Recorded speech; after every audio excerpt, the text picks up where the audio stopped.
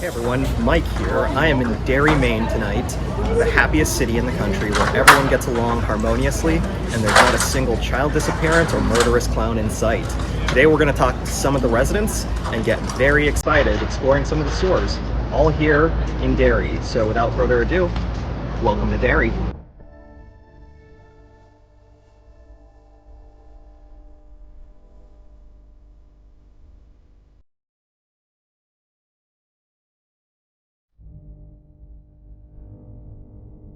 Just described me. Can you tell? I love it. I'm a nerd. You're a nerd of color. How are you, Kim? I'm good. How are you? Very good. Congratulations on tonight. Can't wait for people to see this because you are so good in this. Thank you. It's so kind. Of course. So how you been, man? Nice seeing you. Good to see you again. I too. know. Congratulations on tonight. I know it's been a long journey, but it's here, and I can't wait for people to see this. How are you feeling? I feel exactly the same way. Now we need an audience. Yeah. You're going to get one. Trust me. This thing is terrifying, you know. I think people are going to love it. I really do. I think so, Yeah. too. As an It fan, I love it, so there you go. And that's saying a lot because It fans can also be critical in a great way. Absolutely. Yeah. Absolutely. Of color, I'm good. How are you? Good, thank you. It's great to talk to you again, honestly. Congratulations on tonight. It's here. How are you feeling right now? It's a dream come true. I can't believe it. I can't believe I'm here right now. From a little horror kid in the 80s who, snuck these things and, I didn't really sneak them. I was allowed to see them, but, loved them and, being a nerd who watched things that nobody else watched, it's nice to actually, have been able to create my own thing, yeah. And to add a verse to the Stephen King universe is pretty special. I gotta say, you and Jason knocked it out of the park, As a fan of the It movies, as a fan of Stephen King, this is perfect as another chapter in this saga. So congratulations on that. Thank you. It's just, I'm a constant reader of Uncle Stevie, I always say. And I internalized everything, I took it in, and now I've been able to put it out into the world again in a slightly different form. So I gotta start out with this. Who's your favorite from the Losers Club, and which of those kids would you want in Welcome to Derry if they were available to get to time travel back to the 60s and be in it? That's impossible. You realize that's impossible. The original Losers Club? Oh my gosh, that's an amazing question. I guess Beverly, because she's the girl in it, and I'm like, girl power. Her hair does look like January Ember, so there you go. It would have to be Beverly Marsh. Yeah, because she's the one that all the kids are in love with. The audience falls in love with her, and she's really the glue that binds all the losers together. So in a jam, when they're all fighting each other and pushing each other apart, a Beverly Marsh, you always want a Beverly Marsh to pull the team together, and I think that's who I would pitch. What's his name? The little guy, he's the smart ass that talks real fast? Richie. Yes, Richie. Because Richie going to give us some time. He going to talk his way out of something. Please don't even, it might start laughing like, oh, this dude's crazy, Yeah, I like Richie. Plus, who wouldn't want Finn Wolfhard around when stranger things are happening, right? So there you go. I can't pick somebody from the Losers Club because that's the whole point. I just want to pull them all back. There could be a cameo. No, I think they're all phenomenal and laid such a beautiful foundation for us to move from. Because as you know, our kids are insane. And I got to work with Owen Teague on Montana Story, and so, it was just really amazing to get to go back and watch him, as a younger Owen Teague, and just he's so good, and so on Owen, by the way. He's the kindest human being ever. He's amazing, and I loved him in Apes, too. He's so good. Favorite Stephen King story and adaptation? Shawshank Redemption. Yes. Yes. Easy. Oh, hell yes. Easily one of the greatest movies ever made. Favorite Stephen King story and adaptation would be Stand By Me. Yes. I mean, and to me, I think that's what our show really has, that Stand By Me heart. I think all of the It chapters 1 and 2 also has that Stand By Me heart. Just a whole lot of terror. But yeah, that's my favorite. It captures our childhoods, and I grew up in a rural Oklahoma riding my bike around, and I was very much like a tomboy, and so I was like, oh, that's me. I mean, not just because we're here, but it has to be it. Of course. It has to be it. It's the It adaptation, so there you go. And that book is big, too, by the way. That's not an easy read. No, It's definitely. also scary. I think that's really, it's impossible to say. They're all so good. I would have to do top 3. I would have to say Salem's Lot. Yes.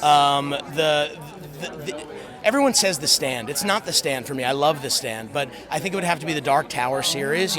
Somebody asked me at one point, if you were to put another Stephen King character up against Pennywise, who would it be? I said Randall Flagg, obviously, all powerful.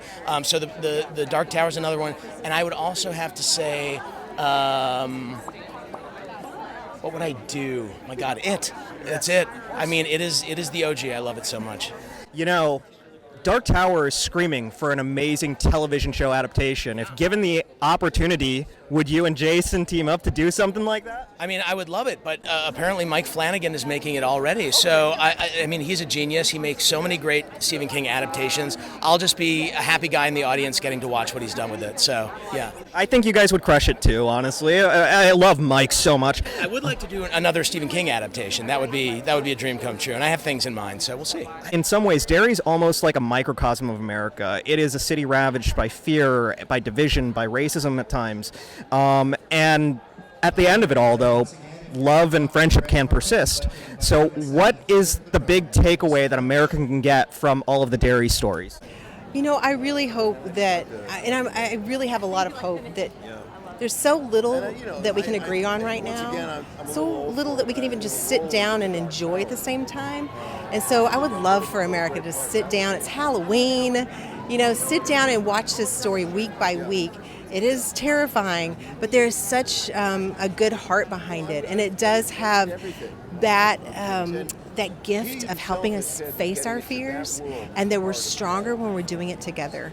And it's like, even if somebody was against you to begin with, I mean, like, really against you, and there are no bigger beefs than middle school, let's be honest. Congress has nothing on middle school. So it's like, if those folks could come together and fight for each other, why can't we? Well, look, it's a representation also of where America was in 1962. So it just shows that we can grow and that we can all come together and fight evil. This is a love story. My favorites. It's a love story. And I think the first act of love is to listen.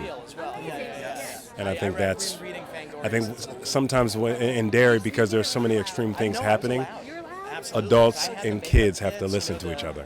And I think that's a good thing. A great lesson for all of us to abide by.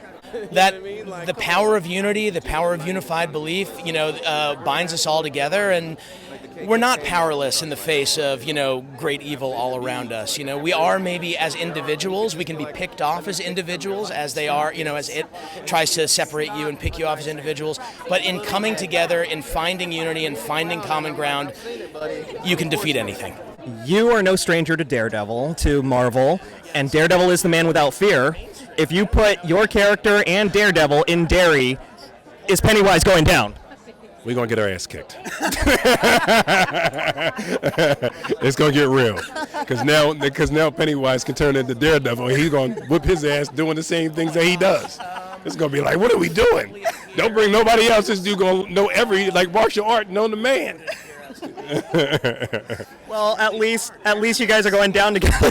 Yeah, we going down together. And Hank's not going down. No, but yeah. Take him out. I didn't mean to bring him, but I apologize. I grew up with you singing A Whole New World. I'm not we don't I would be down for that, but you don't want to hear me sing, trust me, it's terrible. But if you could put musical sequences into Welcome to Derry, because Pennywise can do a lot, what kind of songs would you put in there? I would probably put, the famous "I Want" song. That's at the beginning of every Disney movie. Whether it's, I want adventure in the great wide somewhere. I want to hear Pennywise make his statement of want. I want this kid. I want that kid. I want them like this and blood everywhere. That's what I want to see from Pennywise. So that's what I put into it. I want to hear Bill Skarsgård sing. So season 2, maybe we can make it happen. It might happen in season 1, my friend. Oh, the tease. One. Excellent. Oh my God, Brad. In fact, it does happen in season 1. I won't tell you where, but something to look forward to. My last question to you, what can we expect from Terry? Terry Bainbridge, my character, Terry from Derry. She's kind of one of the typical Derry adults where she's in that fog the whole time, but she has moments where you'll see she can, she will come out of it at some point, but, I can't say too much more.